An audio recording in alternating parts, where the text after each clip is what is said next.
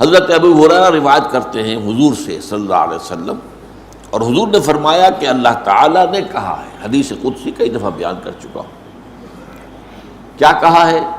من عادی لی ولیا فقد آذنتہ بالحرب، جس شخص نے میرے کسی ولی کے ساتھ دشمنی رکھی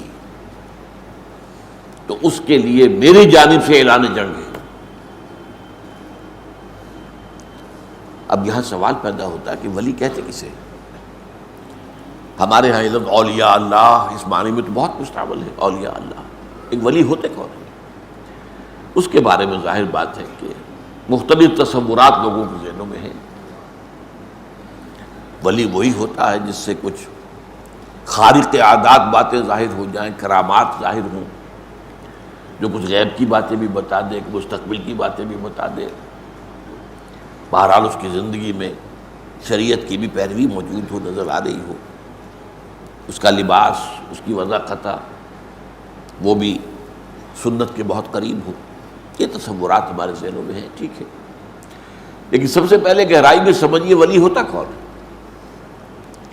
اور اس سے بھی پہلے یہ کہ یہ جو ولایت کا رشتہ ہے یہ یک طرفہ نہیں ہے۔ اللہ اہل ایمان کا ولی ہے اور اہل ایمان اللہ کے ولی ہے، یہ دو طرفہ معاملہ ہے۔ اللہ اہل ایمان سے محبت کرتا ہے اور اہل ایمان اللہ سے محبت کرتا ہے، دو طرفہ معاملہ ہے۔ تو ولی کو سمجھنے کے لیے میں نے جو آپ کو دو آیتیں سنائی ہیں، ایک سورہ بقرہ میں آیت الکرسی کے فوراً بعد جو آیت آئی ہے، اللہ ولی الذین آمنوا یخرجہم من الظلمات الی النور، اللہ تعالیٰ اہل ایمان کا ولی ہے، دوست ہے، ساتھی ہے، مددگار ہے، پشت پناہ ہے، یہ سارے الفاظ جمع کر لیں آپ تو لفظ ولی بنے گا۔ اللہ ولی الذین آمنوا، اللہ ولی ہے اہل ایمان کا، اور اس کا ظہور کیا ہوتا ہے؟ یخرجہم من الظلمات الی النور، وہ نکالتا رہتا ہے اہل ایمان کو تاریکیوں سے نور کی طرف۔ یہ تاریکیوں سے نور کی طرف آنا یہ کوئی ایک سڈن ایکٹ نہیں ہے، یہ تدریجی ہے، گریجول ہے۔ اس کا آغاز تو اسی سے ہو جائے گا جب کسی شخص نے زبان سے کلمہ شہادت ادا کیا، اشہد ان لا الہ الا اللہ وحدہ لا شریک لہ واشہد ان محمدا عبدہ ورسولہ صلی اللہ علیہ وسلم، یہاں سے وہ رشتہ شروع ہو گیا۔ لیکن اس رشتے میں پھر ترقی ہوتی ہے، یہ آگے بڑھتا ہے تدریجاً۔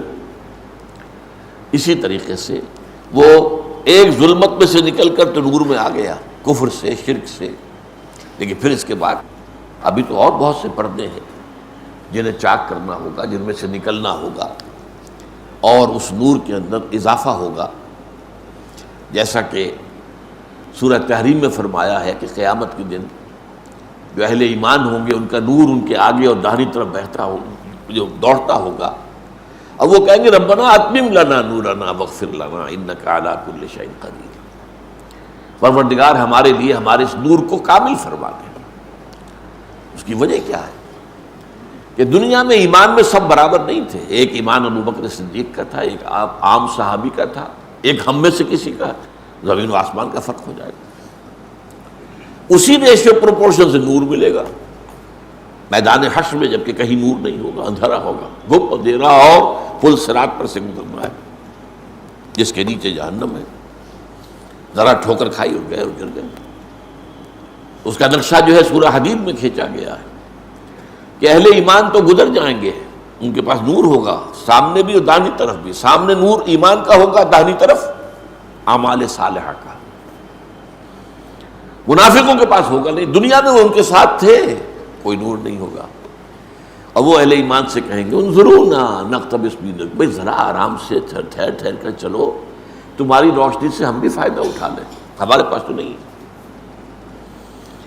اس نور کے بارے میں آتا ہے کہ کسی کو تو اتنا ہوگا کہ مدینہ منورہ سے صنعاء تک اس کی روشنی چلی جائے،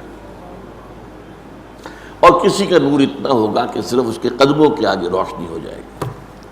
اب یہ بھی اس دن بہت خوش قسمت ہوگا، گویا کہ جنگل میں چلتے ہوئے کسی کے ہاتھ میں ٹارچ تو ہے نا، وہ بہت دور تو روشنی نہیں جا سکتی، نہیں قدموں کے آگے تو پتہ ہے نا کوئی گڑھا ہے یا نہیں ہے، کوئی سانپ تو نہیں بیٹھا، یہ تو نظر آ جائے گا۔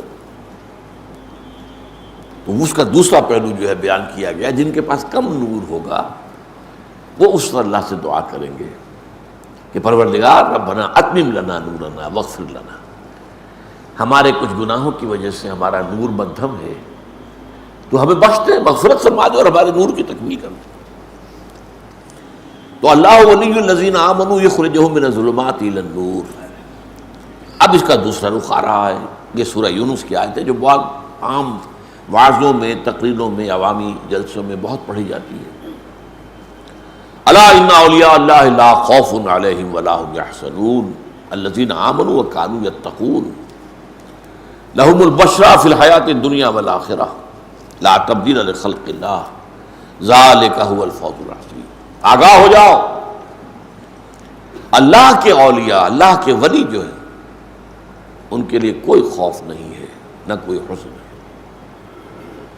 لهم البشرى فی الحیات الدنیا الذین آمنوا وکانوا یتقون، اور یہ کون ہے جو ایمان لائے اور پھر تقوی کی روش پر گامزن رہے۔ لهم البشرى فی الحیات الدنیا والآخرہ، ان کے لیے بشارتیں ہیں دنیا کی زندگی میں بھی اور آخرت میں بھی۔ لا تبدیل لخلق اللہ، یہ اللہ تعالیٰ کی تقدیر ہے، اس کی خلق کی ہے اسی اصول پر۔ ذالک هو الفوز العظیم، اور یہ مقام جس کو حاصل ہو گیا تو یہ بہت بڑی کامیابی۔ اب اس کا تجزیہ کیجیے، یعنی ولی کون ہے اس کو ڈیفائن کر دیا۔ الذین آمنوا وکانوا یتقون، وہ لوگ جو ایمان لائے اور انہوں نے تقوی کی روش اختیار کی۔ ایمان لائے کا مطلب ابھی میں نے بیان کیا، پہلا قدم تو ہو گیا شہادت، وربل اٹیسٹیشن، دوسرا قدم دل میں یقین پیدا ہو جانا۔ وَلَمَّا يَدْخُلِ الْإِيمَانُ فِي قُلُوبِكُمْ، بہت مرتبہ یہ آیت آئی ہے سورہ حجرات کی میرے بیان میں۔